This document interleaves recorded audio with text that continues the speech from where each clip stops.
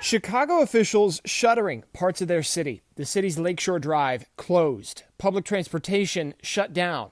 The famed bridges over the Chicago River pitched skyward, cutting off downtown from the city's north side, as officials try to battle violence and widespread looting. Hammers, shovels, bottles of urine, excrement, accelerants, as we saw throughout yesterday and into the evening. We do have an obligation also to protect life and liberty and property. Mayor Lori Lightfoot putting a curfew in place and calling for the National Guard. I see you. I hear you. Governor J.B. Pritzker moving National Guard troops to the city to shut down roads. With regard to protesters who are exercising their First Amendment rights, the Guard has explicit direction not to interfere. Peaceful protests of systemic racism overlapped Sunday's daytime chaos. Dramatic video from a West Chicago mall showing Chicago police officers yanking two people from a parked car. And the department says at least one officer was assaulted downtown Sunday. This after a violent Saturday that saw police vehicles burned, businesses damaged or destroyed, and items inside stolen.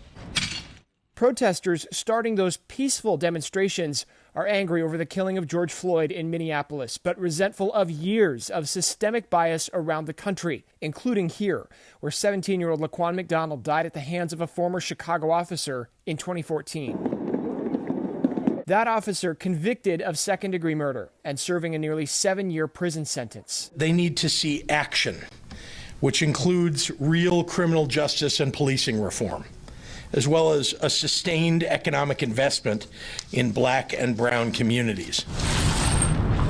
But officials are immediately focused on stopping more destruction, as videos capture the very kind of force sparking protests. I know that one of my most sacred obligations as your governor is to take actions that build trust. And that takes time. I'm here to unite our city behind this common theme of that we deserve justice, not just for what happened to Mr. Floyd in Minneapolis, but what's happening to Black men and women all across this country, and that's been happening. James Packard, Newsy, Chicago.